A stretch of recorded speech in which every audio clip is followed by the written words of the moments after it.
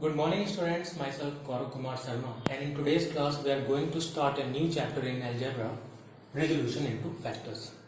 Students, as the title of the chapter suggests itself that we are going to study something about the factors in this chapter, something which is related to factors.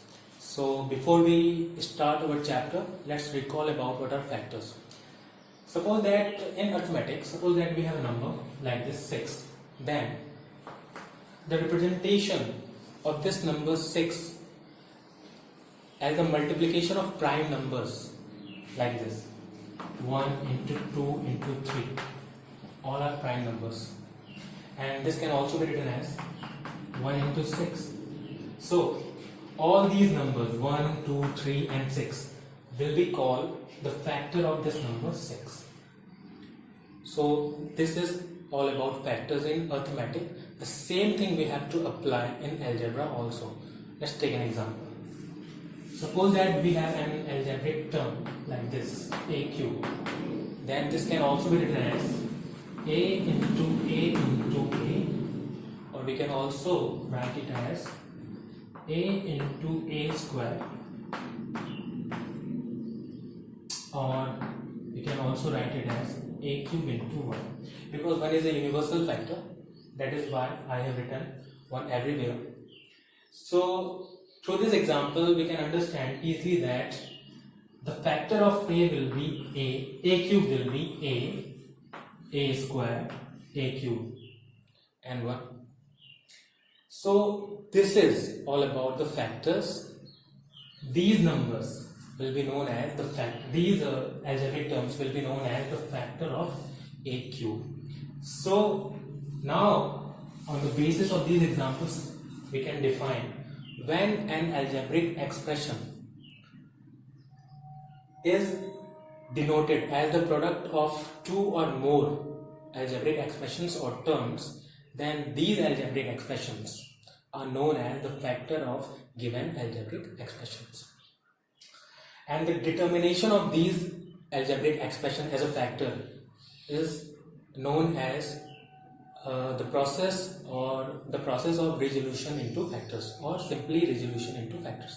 Let's try to understand it in more better way with the help of example. An example is we have an algebraic expression like this, 3a square minus 6ab, and we have to resolve this algebraic expression into factors. So first of all we will convert each term of this algebraic expression into simplest form of multiplication like this. This 3 can be written as 3a square can be written as 3 into a, and this 6 can be written as 2 into 3, and AB can be written as simply a into b. Now we have to just take out common from both the algebraic terms. So what are common here? 3 into a is common here, so we will take common 3a, and the rest of the terms we will write inside the bracket. So what is left here? In first term a is left, and what is left in the second term? Minus 2 into b. So students, 3a into bracket a minus 2b is the resolution into factors of this algebraic expression. So in this chapter, in this exercise, we have to solve problems like this. So let's start our exercise. The first question is x square plus ax, and we have to resolve this algebraic expression into factors. So first of all, we have to simplify, we have to convert each term of this algebraic expression into simplest form of multiplication. So x square can be written as an expanded form like x into x, and a into x can also be written as a into x. Now the second step, in the second step we have to just find out the common terms from both the common terms. So we have to take common here. What is common? Common means the term which is involved in both the terms, in both the expressions. The term x is common here. You can see here clearly that x is common here. So we will take x as a common, and the rest of the terms we will write inside the bracket. What is left in the first term? X is left, and what is in the second? A is left here. So it is our resolution into factors of this algebraic expression x square plus ax. Now let's move on to the question number 3. Question number 3 is a cube minus a square. Again we will convert, or we will write both the terms of this algebraic expression in the expanded form. So a cube be written as a into a, and a square can be written as a into a. Now just we have to take common from both the terms. So a into a is common here, so we will take a into a as common and write the rest of the terms inside the bracket. That is, a is left in the first term and minus, because there is nothing is left here, so we'll write 1, because as we know that 1 is the universal factor. So 1 is already involved there, so we have write here 1. We have written here 1. So a into a can be now written as a square into a minus 1. So this is the resolution into factors of this algebraic expression. Now let's move on to the next question. Question number 5.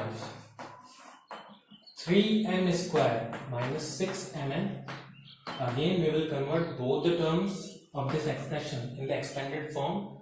3 can be written as 3, m square can be written as n into m, and again 6 can be written as 2 into 3, and mn can be written as m into n. Now we have to take common here. So we can see easily here that 3 and m is common here, and the rest of the terms we will write inside the bracket. What is left in the first expression? M is left here, and in the second expression 2 and n is left. So our required result is 3m into m minus 2n, which is the factorization form of 3m square minus 6mn. Now let's move on to the question number 9. 5a square minus 25a square b. Again we will write both the terms of this expression in the expanded form. 5 square can be written as 5 into a, and 25 can be written as 5 into 5, a into b. Now we have to take common terms here. What are common? 5a, and again a. That is 5a square, and 5a square is common here, so we will take 5a square as a common term, and the rest of the terms we will write inside the bracket. What is left here? Nothing is left in the first expression, so we'll write 1 here, and what is left in the second expression? 5, and b is left here. So 5a square into 1 minus 5b is the factorization form of our given question. 5a square minus 25a square b. So student, by applying this method we can solve any problem which is related to resolution into factors.